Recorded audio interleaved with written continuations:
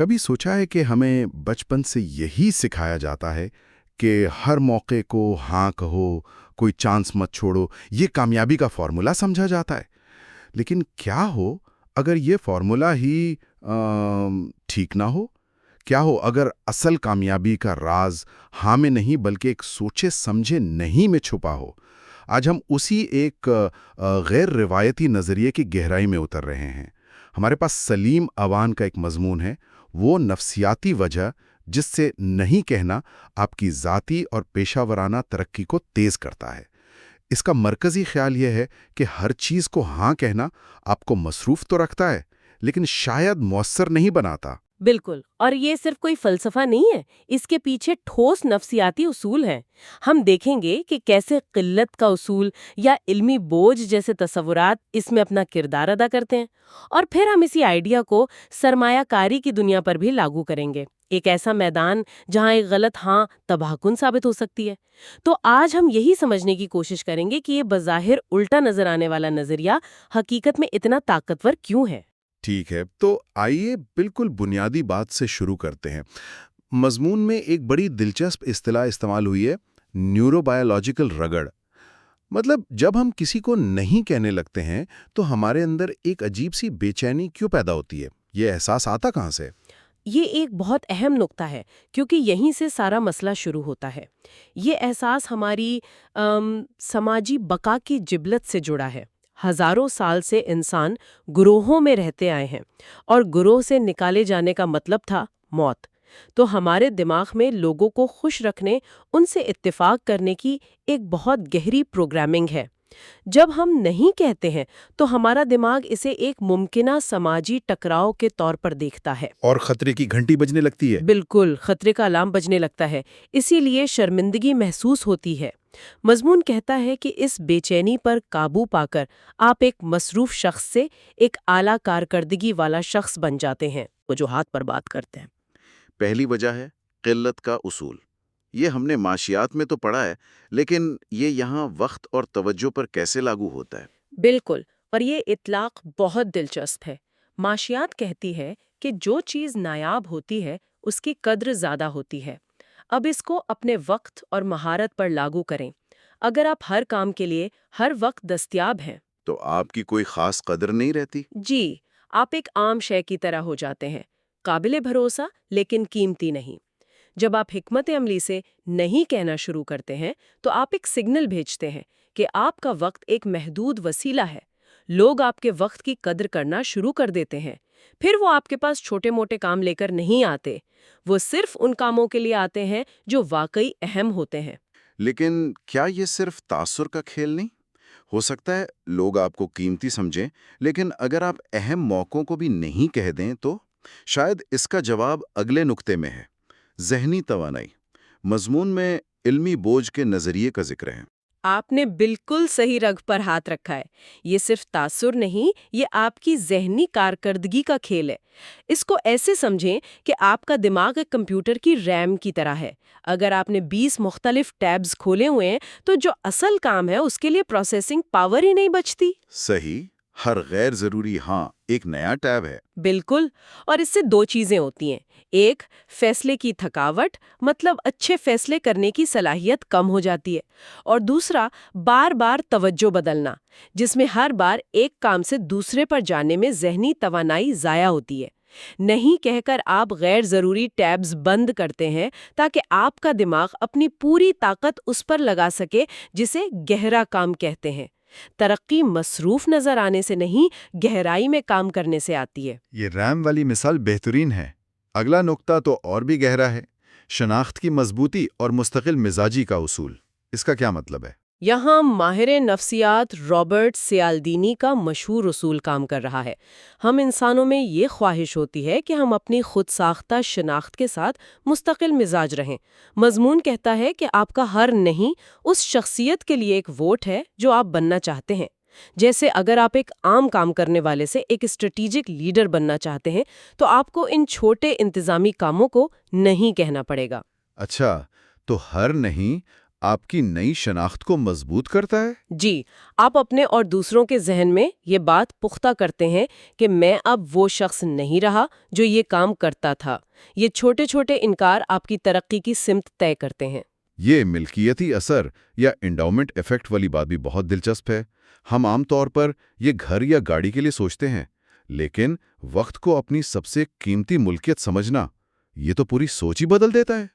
بالکل، اور یہی اس تصور کا انقلابی پہلو ہے۔ انڈاؤمنٹ ایفیکٹ کہتا ہے کہ ہم ان چیزوں کی قدر زیادہ کرتے ہیں جو ہماری ملکیت ہوں۔ جب آپ وقت کو اپنا سب سے قیمتی، ناقابل تجدید اثاثہ سمجھنا شروع کرتے ہیں تو آپ اسے فضول خرچ کرنے سے ہچکچاتے ہیں۔ تو نہیں کہنا اس اثاثے کی حفاظت کا طریقہ بن جاتا ہے؟ جی ہاں، اور نفسیات یہ بھی بتاتی ہے کہ جب ہم رکاوٹوں کے اندر کام کرتے ہیں، جیسے محدود وقت، تو ہماری تخلیقی صلاحیت بڑھ جاتی ہے۔ اور جب آپ اپنے وقت کی حفاظت کرتے ہیں تو آپ خود بخود حدود قائم کرنا شروع کر دیتے ہیں۔ یہیں سے احترام کا تعلق کا تصور آتا ہے نا؟ جی، یہ دونوں آپس میں جڑے ہوئے ہیں۔ مضمون میں ایک بہت طاقتور جملہ ہے، لوگ آپ کے ساتھ ویسا ہی سلوک کرتے ہیں جیسا آپ برداشت کرتے ہیں۔ اگر آپ ہر چیز پر ہاں کہتے ہیں تو آپ لاشعوری طور پر یہ پیغام دے رہے ہیں کہ آپ کی ترجیحات دوسروں سے کم اہم ہیں۔ اس کے برعکس، جب آپ احترام سے نہیں کہتے ہیں تو آپ ایک حد قائم کرتے ہیں۔ اس سے نہ صرف دوسروں کی نظر میں آپ کا احترام بڑھتا ہے، بلکہ آپ کی خود مختاری میں بھی اضافہ ہوتا ہے۔ یہ سب سمجھ آتا ہے، لیکن آج کل ایک اور کشمکش ہے، فومو، یعنی فیئر آف مسنگ آؤٹ، کہیں کچھ چھوٹ نہ جائے۔ مضمون اسے FOBO یعنی fear of a better option کے ساتھ ملاتا ہے۔ یہ کیا کشمکش ہے؟ یہ موقع کی قیمت کی جنگ ہے۔ ہر ہاں کسی اور چیز کے لیے ایک پوشیدہ نہیں ہوتی ہے۔ جب آپ ایک معمولی میٹنگ کو ہاں کہتے ہیں تو آپ اس 1 گھنٹے میں کسی بڑے پروجیکٹ پر کام کرنے کو نہیں کہہ رہے ہوتے ہیں۔ فومو کا شکار لوگ ہر چیز کو ہاں کہتے ہیں، لیکن اعلیٰ کارکردگی والے لوگ FOBO پر عمل کرتے ہیں۔ وہ جانتے ہیں کہ آج ایک اچھے موقع کو نہیں کہنے سے وہ کل ایک بہترین موقع کے لیے خود کو دستیاب رکھ رہے ہیں۔ یہ آپ کو رد عمل کی حالت سے نکال کر فعال حالت میں لے آتا ہے۔ بہت خوب۔ اب آئیے اسی نظریے کو سرمایہ کاری کی دنیا پر لاگو کرتے ہیں۔ یہ بہت دلچسپ ہوگا کیونکہ سرمایہ کاری میں تو ہاں کہنا ہی پیسہ بنانے کا طریقہ سمجھا جاتا ہے۔ مضمون کی تشبیہ بہت زبردست ہے کہ سرمایہ کاری میں ہاں کہنا آنکھوں پر پٹی باندھ کر ایکسلریٹر دبانے کے مترادف ہے۔ یہ ایک بہترین تشبیہ ہے کیونکہ یہاں داؤ پر صرف آپ کا وقت نہیں، آپ کی محنت کی کمائی لگی ہے۔ اصول وہی ہے، لیکن نتائج کہیں زیادہ ٹھوس اور فوری ہو سکتے ہیں۔ سرمایہ کاری میں بہت زیادہ ہاں کہنے کے پیچھے جو نفسیاتی جال ہیں، ان کو سمجھنا بہت ضروری ہے۔ تو پہلا جال ہے اختیار کا وہم اور حد سے زیادہ خود اعتمادی۔ یہ کیسے کام کرتا ہے؟ اس کو ایک نئے سرمایہ کار کی مثال سے سمجھتے ہیں۔ وہ مارکیٹ میں آتا ہے، چند اسٹاکس خریدتا ہے اور اتفاق سے وہ اوپر چلے جاتے ہیں۔ دماغ میں ڈوپامائن کا رش ہوتا ہے جو خوشی کا کیمیکل ہے۔ اب اس کا دماغ ہاں کہنے کے عمل کو جیتنے کے احساس کے ساتھ جوڑ دیتا ہے۔ اسے لگنے لگتا ہے کہ مارکیٹ اس کے کنٹرول میں ہے اور وہ ایک جینیس ہے۔ اور اس کے بعد وہ تحقیق کم اور جذبات کی بنیاد پر زیادہ فیصلے کرتا ہے۔ بالکل، وہ ہر ٹپ، ہر مشورے کو ہاں کہنا شروع کر دیتا ہے، یہ سوچے بغیر کہ اس کی پہلی کامیابی شاید صرف قسمت تھی۔ اور اسی سے جڑا ہوا ہے رجحانات کا پیچھا کرنا، جسے ماہرین اویلیبلٹی ہیورسٹک کہتے ہیں۔ مطلب جو چیز ذہن میں تازہ ہو وہی اہم لگتی ہے۔ جی، ہم خبروں میں بٹ کوائن کے کروڑ پتی بننے کی کہانیاں سنتے ہیں، یا کوئی دوست آ کر کسی ہاٹ سٹاک کا بتاتا ہے۔ یہ کہانیاں ہمارے ذہن پر چھا جاتی ہیں۔ ہمارا دماغ منطقی تجزیے کے بجائے اس چمکتی ہوئی کہانی پر رد عمل ظاہر کرتا ہے۔ اور پھر ہم بھیڑ کے پیچھے چل پڑتے ہیں۔ بالکل، اور اس کا نتیجہ اکثر یہ نکلتا ہے کہ آپ اس وقت خرید رہے ہوتے ہیں جب قیمت اپنی بلند ترین سطح پر ہوتی ہے، کیونکہ تبھی وہ خبر سب سے زیادہ شور مچا رہی ہوتی ہے۔ یہ تو سیدھا سیدھا فومو ہے، یا جسے مضمون پیشگی پچھتاوے کا خوف کہتا ہے۔ مطلب اس بات کا خوف کہ اگر میں نے یہ نہ خریدا تو مجھے پچھتاوا ہوگا۔ اور یہ خوف بہت طاقتور ہے۔ یہ صرف ایک خیال نہیں ہے۔ منافع سے محروم رہ جانے کا خوف دماغ کے خوف کے مرکز ایمیگڈیلا کو فعال کر دیتا ہے۔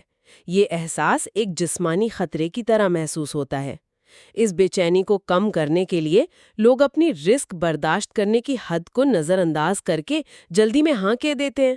لیکن ایک بار جب ہاں کہہ کر سرمایہ کاری کر دی تو ایک اور جال سامنے آتا ہے۔ اگر وہ نقصان میں چلی جائے تو لوگ اسے بیچتے کیوں نہیں؟ یہ ملکیتی اثر یہاں کیسے کام کرتا ہے؟ یہ انا کا کھیل ہے۔ جیسے ہی آپ کوئی سٹاک خریدتے ہیں، وہ صرف ایک اثاثہ نہیں رہتا، وہ آپ کا سٹاک بن جاتا ہے۔ آپ کی انا اس سے جڑ جاتی ہے۔ اب اگر اس کی قیمت گرتی ہے تو اسے نقصان میں بیچنے کا مطلب یہ تسلیم کرنا ہوگا کہ آپ کا ابتدائی فیصلہ ایک غلطی تھی۔ اور انا غلطی تسلیم کرنا پسند نہیں کرتی۔ بالکل نہیں۔ اس سے ڈسپوزیشن اثر پیدا ہوتا ہے۔ سرمایہ کار نقصان والے سٹاکس کو اس امید پر پکڑے رہتے ہیں کہ وہ واپس اوپر آئیں گے اور جیتنے والے سٹاکس کو جلدی بیچ دیتے ہیں۔ نتیجہ، آپ کا پورٹ فولیو آپ کے برے فیصلوں کا قبرستان بن جاتا ہے۔ یہ بہت گہری بات ہے۔ اس کے علاوہ مضمون ایک بہت عملی نکتہ بھی اٹھاتا ہے، سرمایہ کی کمی۔ وقت کے برعکس سرمایہ کی ایک سخت حد ہوتی ہے۔ آپ کے پاس جتنا پیسہ ہے اتنا ہی ہے۔